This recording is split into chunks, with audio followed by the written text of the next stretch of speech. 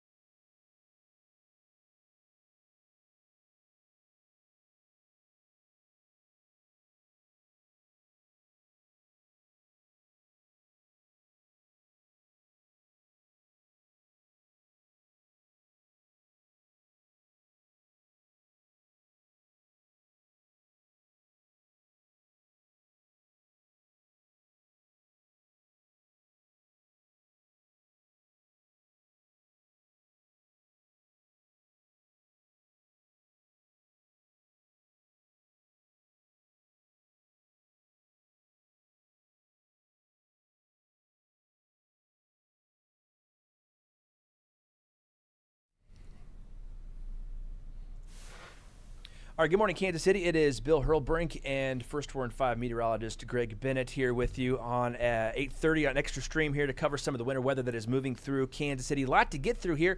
Not a lot of time to get it done in. Let's get straight to it. Yeah. Greg, let's talk about the weather here in Kansas City where, again, we saw snow come through overnight, leaving additional anywhere between 1 to 3, even 4 inches of snow in a couple of municipalities here around town. Let's get it over to you. Give me a little bit of an update of what we're seeing now here that we're getting close to expiring this winter weather advisory for a lot of folks here in the Kansas City metropolitan area. And to be quite honest, it's kind of perfect timing that we're doing that because our winter weather advisories are going to lift at about 9 o'clock in the morning. Our snowfall on radar is now well to the south. It's the last 4 or 5 counties to the south and east that are really dealing with this now. It's going to be Benton, Pettis kind of counties. We've got it off around maybe even the Clinton area right down there to the south, and then out towards towards Sedalia, we're dealing with still some of this winter weather still left over. But doesn't mean that we're still not dealing with the complications from this winter storm system through the rest of our morning commute. And that has been seen over and over and over again. This morning, we've been bringing it to you live since 4:30 this morning with accident after accident, and some of them unfortunately being fatal. It's something that we're still continuing to monitor, and we're going to continue to track this for you very closely. But I am happy to say that the actual snowfall from the sky is no more for the metro. We will see a drier pattern for the rest of the day. Greg, I want to get us over to 435 and Warnell Road here. It looks like we're just clearing up the latest crash that we've been seeing on westbound 435. Now, if you haven't joined us earlier this morning, there was just a tragic crash westbound on 435 on the exit to 103rd Street earlier this morning, just a little bit after 3 o'clock. Tragically, a car hit some of the snowbanks that put that car over the guardrail. Oh. They were traveling a little bit too fast. Fell 100 feet to the ground below, killing 2 people. One person did survive the initial impact. They're in critical condition in the hospital, but man, there's still some pretty treacherous road conditions out there, and I think that is kind of validating a lot of the superintendent's decisions out there to kind of close the schools down. So we've seen a lot of school closures out there, but again, this is just some of the looks around town. And Greg, they just spun the camera to the west, and do you see what I see up there in the sky? Let's see what I'm looking at right now. I think that's a little bit of clearing up there as the snow continues to move off to the southeast. That's correct. That's the back edge of the clouds right there, isn't it? Yeah, there it is. And don't get me wrong, we should see some blue skies through the day. It's going to be patchy overall, but I'm just happy to say that, there's the light at the end of the tunnel for us here for a brief moment in time. We'll have another opportunity for some winter mix moving into the weekend. Hopefully that won't be as aggressive. But, the funny thing is we've been gathering snowfall totals for you, and I've got to say there are a couple of locations out there, especially a bit more to the south and east, that have gotten above that 3-inch kind of max that we were thinking here in the forecast, and even some individuals trying to push closer to around 5 inches of snow. Now, granted, with that being said, that's much more to the south, and we're still seeing areas that are dealing with snow accumulation. But Warrensburg, for example, getting over 4 inches of snow.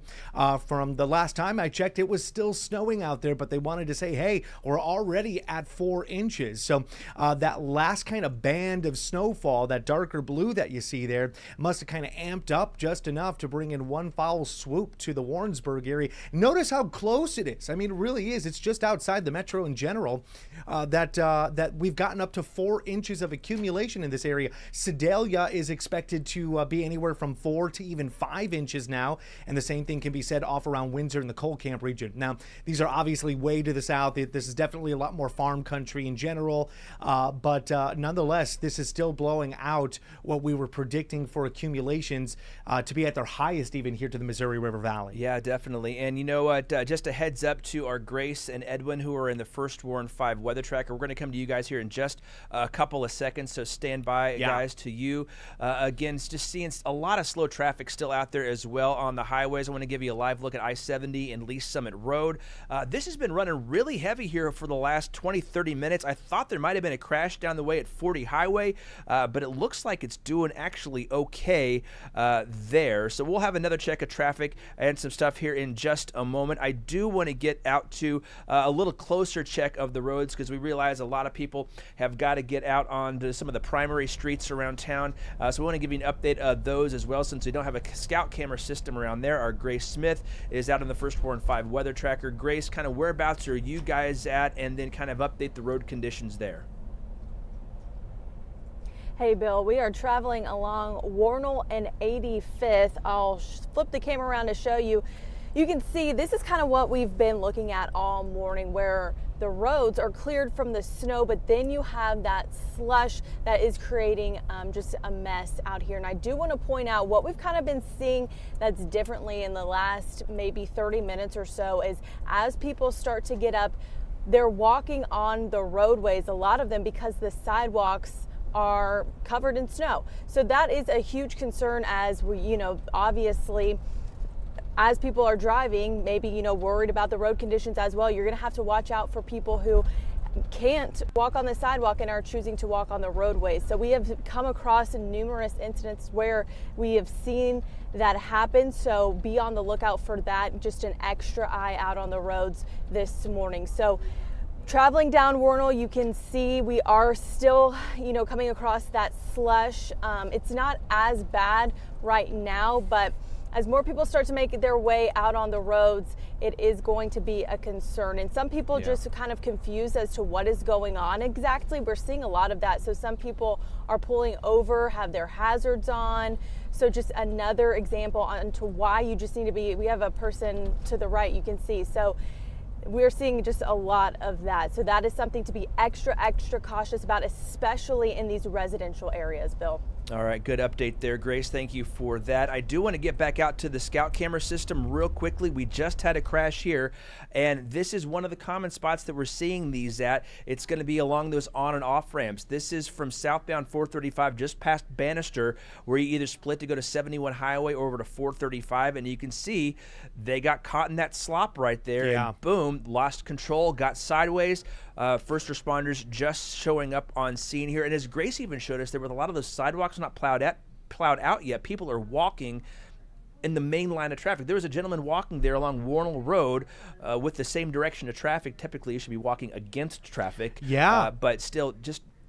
Folks, I know it's only a little bit of snowfall. I know we've dealt with this dozens and dozens of times before, but every single time it happens, we seem to continue to have these big crashes, these big delay events, like it's our first time seeing it. So that's why we're here for you on the streaming platforms again as we get deeper into this morning. Greg, I do want to check on a couple of other things real quick, one including up at KCI. We had a couple of friends up there here this morning who gave us some pictures of what the tarmac and the taxiways look like. My goodness. So definitely seeing some issues up there here this morning in terms of trying to clear snow from the taxiways, from the runways. Saw a video of like 8 or 9 plow crews up there working already. Let's go ahead and look at some of the departure boards. We can see a Southwest flight was canceled here as at 8 o'clock this morning. Upcoming here in the next hour, an American flight to Dallas-Fort Worth is closed. And if you remember, Dallas-Fort Worth got snow yesterday. That's right. So that could be partially why it's that's double to whammy. blame. Delta flight to Atlanta, 9:53, delayed. Looks like everything else, though, about on time until we get down to the late of the afternoon. There's a Southwest flight that's been delayed here at 4 o'clock. And, Greg, here, let me get your camera back up here. Sure. We're going to bring you back in here because I want to talk a little bit about snow totals. Yeah. I know you're starting to get your initial round of snow totals right now. Yeah. Originally forecasted 1 to 3 inches for areas here to Kansas City and southeast, and that's right about what we've got. Maybe get a little bit further towards central Missouri, a little higher amounts there, but of course, pretty spot on forecasting again from the First Warn 5 weather team. Yeah, I mean, when it comes down to it, you get up towards Platte County, you get over towards the northern side of Leavenworth County. We were expecting to see anywhere from 1/4 of an inch to an inch of accumulation, and that's exactly what we saw. Is basically anywhere from about 0.3 to 0.75 inches of snowfall in those locations. You get towards the metro, we were producing 1 to 2 inches of accumulations, which was basically where we expected things to be for us.